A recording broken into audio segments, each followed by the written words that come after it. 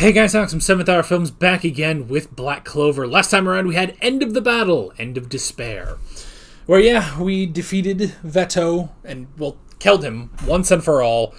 He's dead, and then we pretty much had the aftermath of the gang healing up, everyone in the underwater temple praising the Black Bulls, Kyoto and Kahono reaffirming that they're going to continue to heal up so they can continue their dreams, and the Black Bulls departing back home. So, yeah, it's good stuff, good stuff.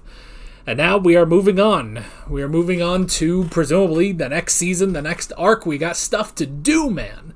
So, like always, the reaction is down in the description and in the pinned comment for your viewing pleasure, so let's go ahead and jump right into this episode of Black Clover. Here we go.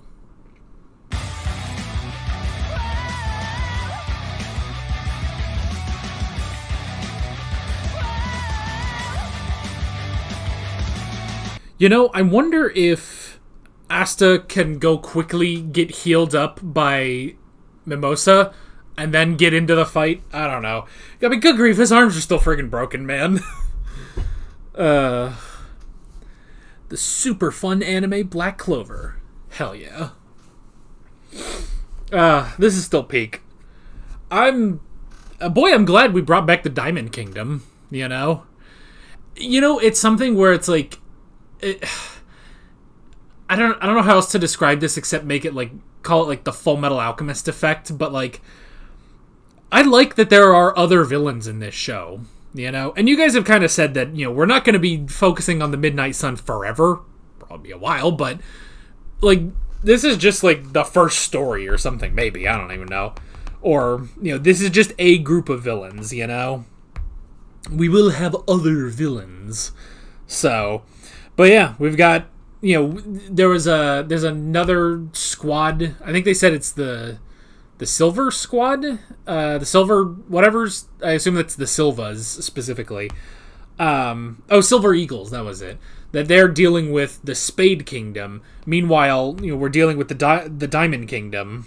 So, I like that. I honestly, I really like that there are other things. You know, it's not just these things as the main villains. Like, let's have other things, you know?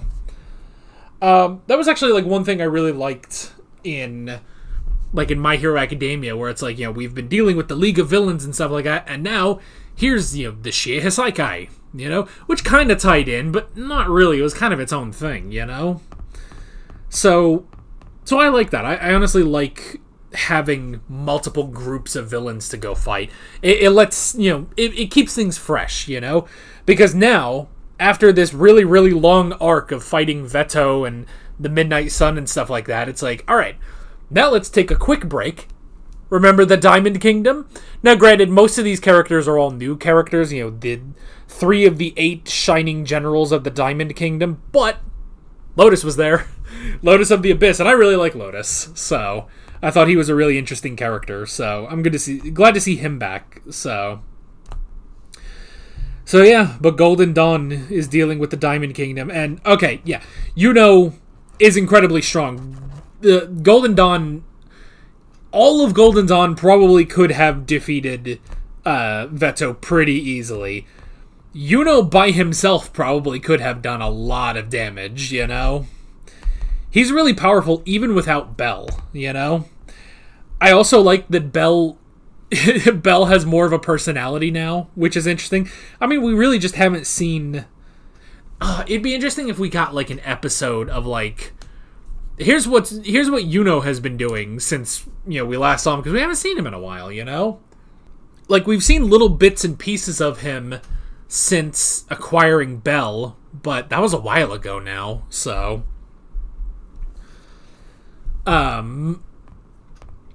So yeah, like we just haven't seen them in a little while, so now it's like, yeah, Belle just has her own personality, and I guess she's in love with Yuno. And she, how do I describe Belle's personality? I don't know. It's interesting. It's almost like tsundere-ish. It's like the same like vibe as tsundere, but it's like the opposite effect of like, oh, you should be grateful for going on a date with me and stuff like that. And it's just like, whereas Noelle would be like, oh, I'm not dating you in a million years. Why would I even care about you? You know? But it's like the same vibe, which is kind of funny. So, yeah, I don't know. So that's interesting. And I like, especially because it's highlighted in the Petite Clover. It's like, I love how edgy Yuno can get, you know? Where he's just like, it's like, oh, I'm not going on a date with you. I don't want to make friends. I just want to get stronger and stuff. And just in the Petite Clover, just, promise, I've forgotten about the past. It's like, Yuno, what's wrong with you? Yuno? Is that even my name? Oh, I can't concentrate on all that with all the darkness and stuff. And it's like, oh my god, get a grip! You know? It's like, I love them literally making a joke, becoming self-aware of how edgy he can kind of be. Because, yeah, he is kind of, you know, the pretty boy edgy character. You know, he's the Todoroki of the group. He's the Fushiguro of the group, you know? Even though he's not on screen. Well, maybe he's on screen as much as Fushiguro, since he was fucking sidelined, but whatever. But yeah, it's like this. I like that the, like, I'm assuming the Petite Clovers come from, like, if I were to guess, like, the last page of every chapter. They do this in One Piece. Oda does this in One Piece, where, like, the last page of a chapter will be like, you know, fan submitted questions, or he'll do like these drawings or something weird. And like the first page of each chapter, he'll always do like a drawing of a scene that's like happening at the same time. Like, oh, here's where, you know, Django was, or here's where was it Buggy the Clown? Like, this is where he was, you know. And it's some weird thing. Like, I assume that's kind of where the Petite Clovers come from. I could be wrong.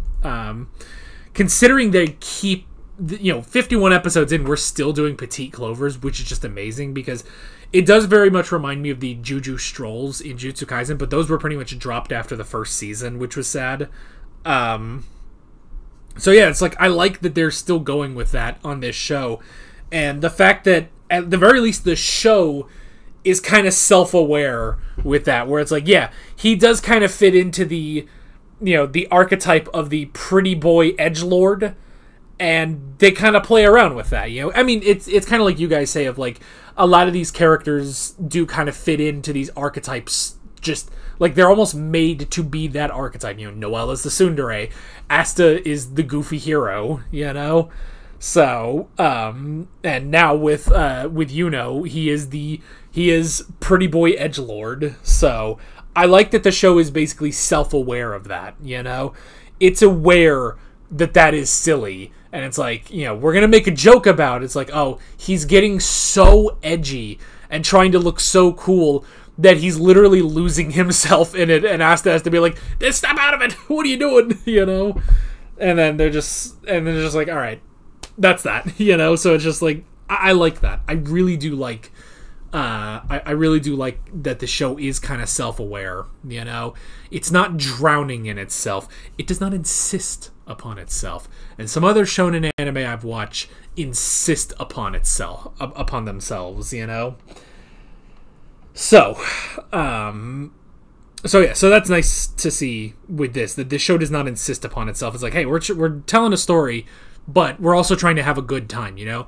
I love that at the end they describe this show as the fun anime Black Clover, you know? Like, thank you. That's what I want. I want a fun anime. I don't want Edgelord Central anymore, you know? Even something as edgy as Vinland Saga, like, there's more to it than just, like, it's not edgy for edgy's sake, you know? So, anywho. But yeah, good moments in this, good moments between Julius and Yami.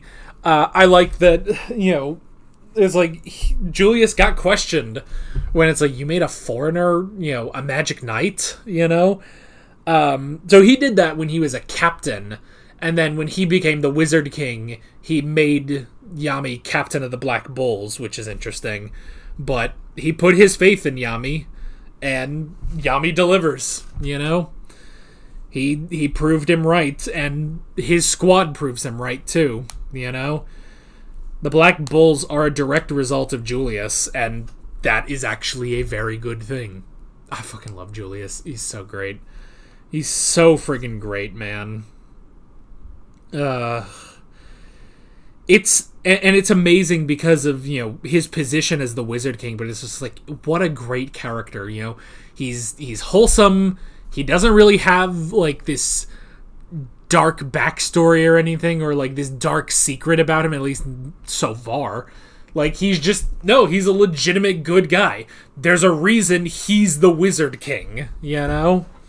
There's a reason he's the Wizard King over all of those Magic Knight captains, you know? So, man, could you imagine, like, if Julius steps down and is just like, and I've named my successor Yami. He just names Yami the new Wizard King. That'd be some shit. Yami could not wear that robe, though. He could not. He'd hate it. He would not want to be the Wizard King, you know? So, if that was the case, who would he name? Who would become the new captain of the Black Bulls? Well, of them, I would probably choose Vanessa, but I don't know.